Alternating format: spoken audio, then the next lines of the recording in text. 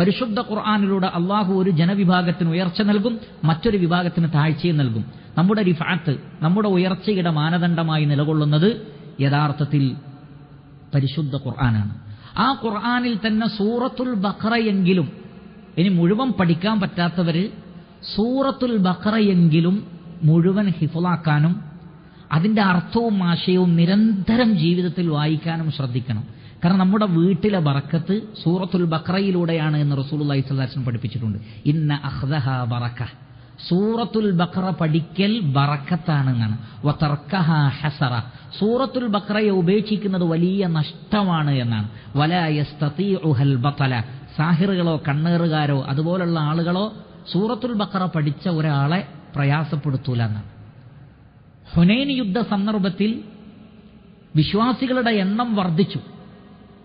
അപ്പോൾ ഇത്രയും ആളുകളെ കണ്ടപ്പോൾ വിശ്വാസികൾ ഉറപ്പിച്ചു, 300ഓളം ആളുകൾ ബദറിലുണ്ടായിട്ട് 1000ഓളം ആളുകളെ തോൽപ്പിച്ച നമുക്ക് ഇത്രയും എണ്ണമുണ്ടെങ്കിൽ സത്യനിഷേധികളെ പരാജയപ്പെടുത്തൽ ഒരു പ്രശ്നമേ അല്ല എന്ന് സ്വാഭാവികമായും അവർ വിചാരിച്ചു.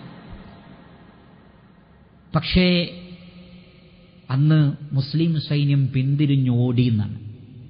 കാരണം അള്ളാഹു അവരെ പരീക്ഷിക്കാൻ വിചാരിച്ചു, അവർക്കൊരു ഗുണപാഠം നൽകാൻ അള്ളാഹു ഉദ്ദേശിച്ചു. എല്ലാവരും പിന്തിരിഞ്ഞോടിയപ്പോൾ അള്ളാഹുവിന്റെ റസൂൽ അവരെ എങ്ങനെയാ വിളിച്ചതെന്നറിയുമോ? യാ അസ്ഹാബ സൂറത്തുൽ ബഖറ, സൂറത്തുൽ ബഖറയുടെ ആളുകളെ തിരിഞ്ഞു വരൂ എന്നാണ് പറഞ്ഞത്. സൂറത്തുൽ ബഖറയുടെ ആളുകളെ ഓടല്ലേ, യുദ്ധമുഖത്തുറച്ചു നിൽക്കൂ. ഇത് കേട്ടപ്പോഴാണ് സഹാബികൾ അവിടെ നിന്നതെന്നാണ്. കാരണം സൂറത്തുൽ ബഖറ പഠിച്ച ഒരാള് ഭയങ്കരമായ ഹുജ്ജത്തും ധൈര്യവും തന്റേടവുമുള്ള ആളായിരിക്കുന്നു. അതുകൊണ്ടാണ് നബി സല്ലല്ലാഹു അലൈഹി വസല്ലം വലിയ ആളുകളുള്ള ഗ്രൂപ്പാണെങ്കിലും സൂറത്തുൽ ബഖറ പഠിച്ചത് ചെറിയ കുട്ടിയാണെങ്കിൽ ആ കുട്ടിയെ ഇമാമായി നിർത്തിയിരുന്നു എന്നാണ്. ഇവനെ ഇമാമാക്കണമെന്ന് നബി സല്ലല്ലാഹു അലൈഹി വസല്ലം പറഞ്ഞിരുന്നു എന്നാണ്.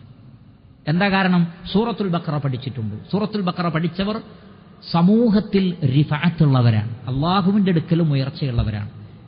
എല്ലാറ്റിനും ഒരു സലാമുണ്ട്. ഖുർആനിന്റെ സലാം ഉയർന്നു നിൽക്കുന്ന ഭാഗം സൂറത്തുൽ ബഖറയാണ്. അത് പഠിച്ചാൽ പഠിച്ചവനും ഒരു ഉയർച്ച ഉണ്ടാകും. പിന്നെ പരിശുദ്ധ ഖുർആൻ മുഴുവൻ പഠിച്ച അതനുസരിച്ച് ജീവിക്കുന്ന ഒരാളുടെ ഉയർച്ചയെക്കുറിച്ച് പറയേണ്ടതില്ലല്ലോ. അതുകൊണ്ട് റിഫഅത്തിനെ തേടുന്നവർ ഖുർആനിനെ മുറുകെ പിടിക്കുക.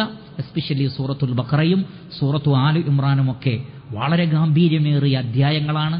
ജീവിതത്തിൽ പലതിനും വേണ്ടി സമയം കളയുന്നതിന് പകരം സൂറത്തുൽ ബഖറ അത് തഫ്സീർ സഹിതം വായിക്കുക, നിരന്തരം വായിക്കുക, നിരന്തരമായി വായിക്കുക. ഒരു വട്ടം വായിച്ചു കഴിഞ്ഞാൽ വീണ്ടും റിപ്പീറ്റ് ചെയ്യുക, വീണ്ടും വായിച്ചു കഴിഞ്ഞാൽ വീണ്ടും റിപ്പീറ്റ് ചെയ്യുക.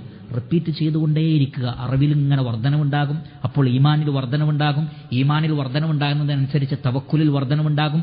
തവക്കുലിൽ വർധനവുണ്ടാകുന്നതിനനുസരിച്ച് ധൈര്യമുണ്ടാകും. ധൈര്യം കൂടുന്നതിനനുസരിച്ച് സബാത്ത് ഉണ്ടാകും.